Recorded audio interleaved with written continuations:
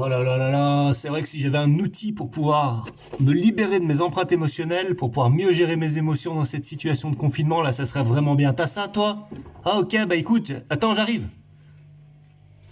Il est certain que tu peux mesurer dans cette situation comme il est difficile de pouvoir comprendre, de pouvoir gérer et canaliser ses émotions.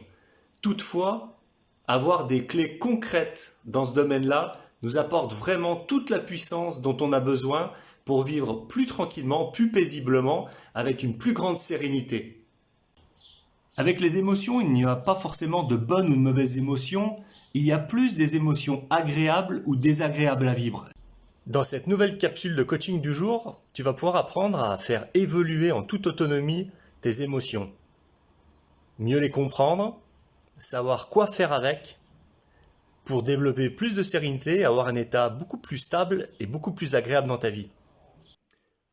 Attaquons directement par la compréhension de comment se manifeste une émotion à l'intérieur de nous. Deux canaux différents mais interreliés.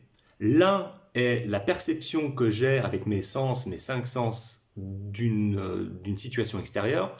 La deuxième est ce que je me raconte, l'histoire que je me raconte, le dialogue interne qui est entretenu au niveau de mes pensées par rapport à une situation passée, donc un souvenir, ou une projection future de quelque chose qui n'est pas encore arrivé.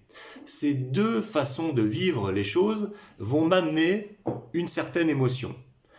L'idée est de quitter ce qu'on nous a toujours appris depuis tout petit, c'est de contrôler, de contenir nos émotions. C'est important de reconnaître, de laisser vivre nos émotions pour pouvoir les laisser évoluer, faire en sorte qu'elles puissent évoluer et ne pas en être esclaves. Les deux techniques que je vais t'apporter dans cette fiche de coaching vont te permettre de travailler à un niveau mental, au niveau de tes pensées. Parfois, il suffit juste de changer sa représentation des choses, son système de pensée pour que l'émotion se transforme. Et parfois, nous avons besoin d'aller reconnaître, d'aller nous connecter avec les sensations physiques liées à notre émotion pour simplement libérer des empreintes émotionnelles. Ce sont deux façons de travailler complémentaires qui apportent vraiment beaucoup plus d'aisance sur la gestion des émotions qui va permettre de faire évoluer et de renforcer ton intelligence émotionnelle, relationnelle et bien sûr sociale. Tu verras dans ta fiche outil, donc tu as, comme tu es habitué maintenant si tu as regardé d'autres vidéos, tout un processus de pouvoir premièrement reconnaître, faire un listing de situations dans lesquelles tu ressens certaines émotions, ou alors de souvenirs. Souvent on est hanté par quelque chose qui nous met tout le temps dans la même émotion, la colère, la tristesse, la nostalgie, de prendre une de ces situations-là et de pouvoir la travailler avec les deux techniques. La première technique va être dans cette situation de pouvoir reconnaître ton dialogue mental, c'est-à-dire quelle histoire tu te racontes quand tu es connecté à ce souvenir, de pouvoir écrire cette histoire mentale que tu te racontes. Comme tu l'as compris, l'idée va être de la transformer en quelque chose de plus positif.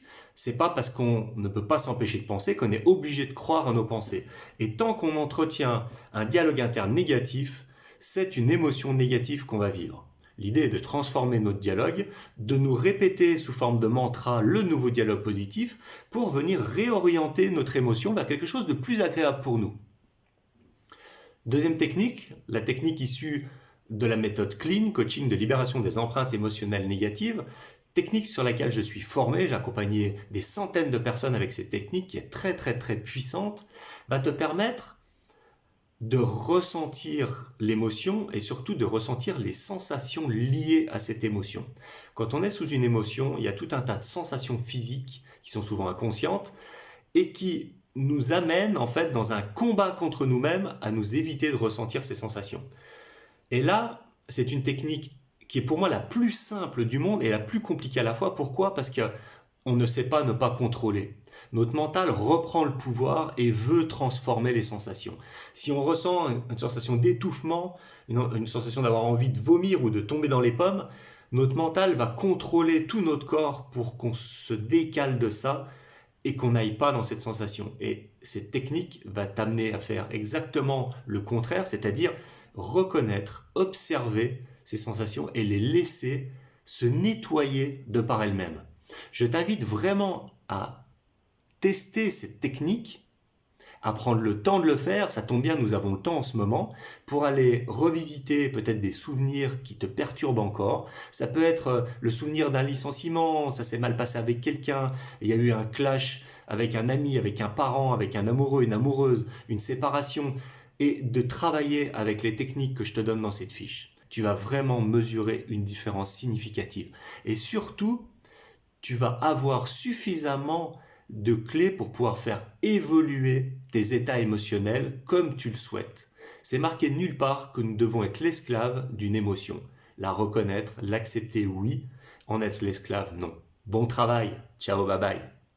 Si j'ai bien compris, c'est important d'arrêter de vouloir contrôler ses émotions, de les reconnaître, de les ressentir, de pouvoir transformer le dialogue interne, c'est-à-dire ce que je me raconte au sujet de quelque chose, ou alors de ressentir les sensations physiques liées à mon émotion, comme l'observateur de nuages dans le ciel, de laisser passer mes émotions à l'intérieur de moi pour qu'elles se nettoient et pour qu'elles partent.